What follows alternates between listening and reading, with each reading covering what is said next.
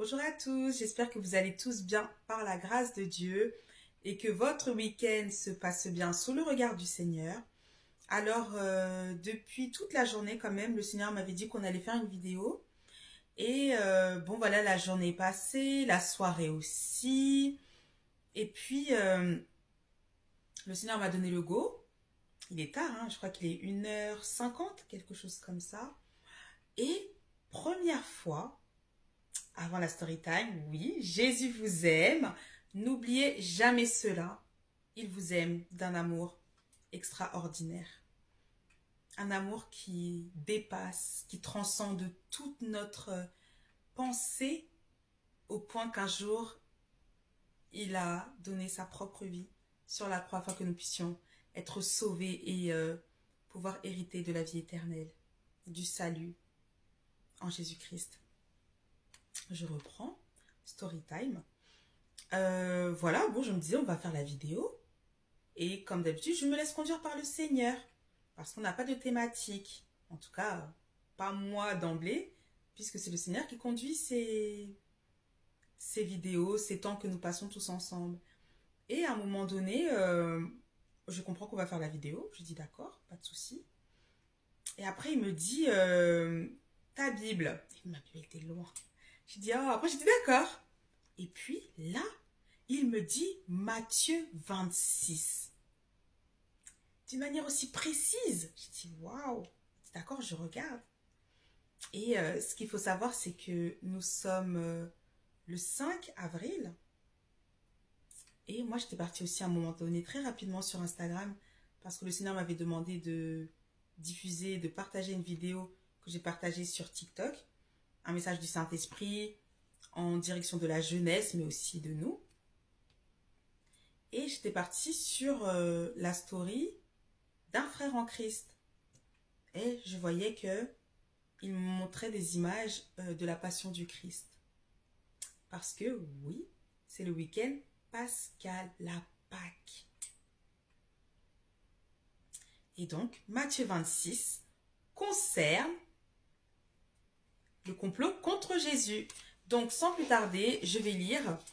Je ne sais pas à quel moment je vais m'arrêter, mais le Seigneur me dira stop, et ben je m'arrêterai. Sûrement, il y aura une partie 2, peut-être 3, je ne sais pas. On se laisse conduire par le Saint-Esprit, comme d'habitude. Donc voilà, je lis au nom du Seigneur. Matthieu, chapitre 26. Complot contre Jésus. Lorsque Jésus eut fini de donner toutes ses instructions, il dit à ses disciples, « Vous savez que la Pâque a lieu dans 2 jours et que le Fils de l'homme sera arrêté pour être crucifié. » Alors les chefs des prêtres, les spécialistes de la loi et les anciens du peuple se réunirent dans la cour du grand prêtre appelé Caïphe. Et ils décidèrent d'arrêter Jésus par ruse et de le faire mourir. Cependant, ils se dirent que ce ne soit pas pendant la fête, afin qu'il n'y ait pas d'agitation parmi le peuple. Du parfum, versé sur Jésus à Béthanie. Verset 6 au verset 12. Comme Jésus était à Béthanie dans la maison de Simon le lépreux, une femme s'approcha de lui avec un vase qui contenait un parfum de grande valeur. Pendant qu'il était à table, elle versa le parfum sur sa tête. À cette vue, les disciples s'indignèrent et dirent, « À quoi bon un tel gaspillage ? On aurait pu vendre ce parfum très cher et donner l'argent aux pauvres. » Le sachant, Jésus leur dit, « Pourquoi faites-vous de la peine à cette femme? Elle a accompli une bonne action envers moi. En effet, vous avez toujours des pauvres avec vous, mais vous ne m'aurez pas toujours. En versant ce parfum sur mon corps, elle l'a fait pour mon ensevelissement. Je vous le dis en vérité, partout où cette bonne nouvelle sera proclamée, dans le monde entier, on racontera aussi en souvenir de cette femme ce qu'elle a fait. » Décision de Judas de trahir Jésus. Verset 14 au verset 16. Alors l'un des 12, appelé Judas l'Iscario, alla vers les chefs des prêtres et dit, « Que voulez-vous me donner pour que je vous livre Jésus ?» Ils lui payèrent 30 pièces d'argent. Dès ce moment, il se mit à chercher une occasion favorable pour trahir Jésus. Le dernier repas. Le premier jour des pains sans levain, les disciples s'adressèrent à Jésus pour lui dire « Où veux-tu que nous te préparions le repas de la Pâque ?»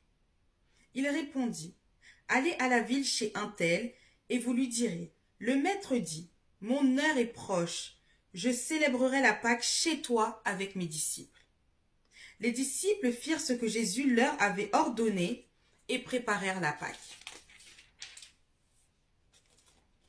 Verset 20 au verset 30. Le soir venu, il se mit à table avec les 12 pendant qu'ils mangeaient.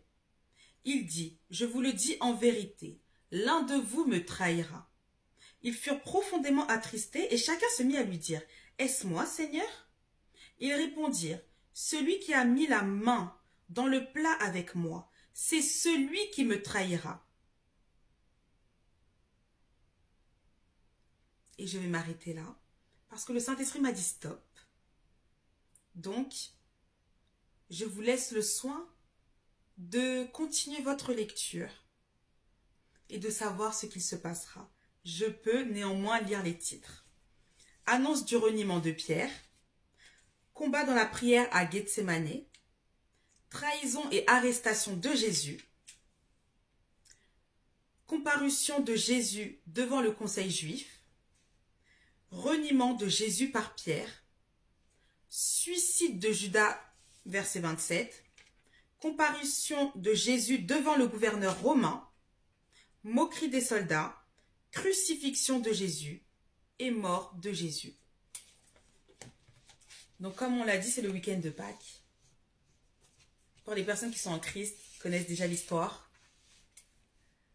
Mais si vous ne connaissez pas l'histoire de la crucifixion de Jésus-Christ, de son sacrifice incroyable sur la croix, je vous invite à prendre vos Bibles et à lire les chapitres 27, 26 et même continuer du livre de Matthieu qui se situe dans le Nouveau Testament.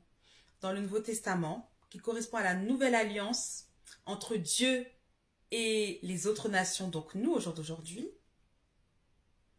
Et il y a 4 évangiles. Le livre de Matthieu, Marc, Luc, Jean, qui nous parlent de l'œuvre de Christ sur la terre, de sa crucifixion, mais aussi de sa résurrection. Alléluia, il est ressuscité. Et si vous n'avez pas de Bible, soit vous vous en procurez une, partout, ou vous pouvez également télécharger la Bible sur vos téléphones pour savoir en quoi consistait l'œuvre de la croix. Cette œuvre extraordinaire que Jésus a accomplie afin que nous puissions être sauvés. C'est arrivé il y a plus de 2000 ans, oui, mais son œuvre parle encore aujourd'hui. Son œuvre nous délivre, nous guérit, nous donne une assurance certaine que nous serons sauvés après le retour de Christ, ou si nous venions à perdre la vie, nous serons directement avec notre Seigneur Jésus-Christ.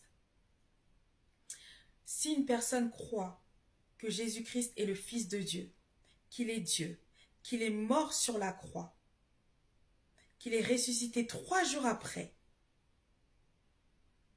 si je le crois et que je le confesse de ma bouche, alors je deviens enfant de Dieu. Alléluia. Et le Saint-Esprit, qui est l'Esprit de Jésus, qui est l'Esprit du Père, qui est Dieu, vient habiter en nous. Et c'est lui qui nous donne, qui est le mandat, le dépôt, que nous sommes enfants de Dieu. C'est lui qui nous convainc de cela. Alors, comme le dit le Seigneur, si quelqu'un a des oreilles pour entendre ce que l'Esprit dit à son Église. Cette vidéo n'est pas un hasard. Même le contenu Matthieu 26, je ne savais même pas que c'était cette histoire-là. Dieu est bon. Il est le Dieu tout-puissant, vivant et vrai. Il est le chemin, la vérité et la vie. Et il se nomme Jésus-Christ, roi des rois et seigneur des seigneurs. L'œuvre de la croix n'était pas un hasard. Cette vidéo n'est pas un hasard. Cherchez Dieu pendant qu'il se trouve encore. Jésus vous aime. Beau week-end de Pâques et à très bientôt sous le regard du Seigneur. Jésus-Christ vous aime. Parlez-lui, il est là, parlez-lui. Et vous verrez, il vous répondra. Parce qu'il est vivant. Il est mort sur la croix, mais il est ressuscité. Alléluia. Et ses oreilles ne sont pas trop dures pour vous entendre. Il vous aime tellement. Vous allez voir. Vous allez sentir son amour extraordinaire pour vous et pour les vôtres. Que Dieu vous bénisse et bon week-end de Pâques. Jésus vous aime. Bye.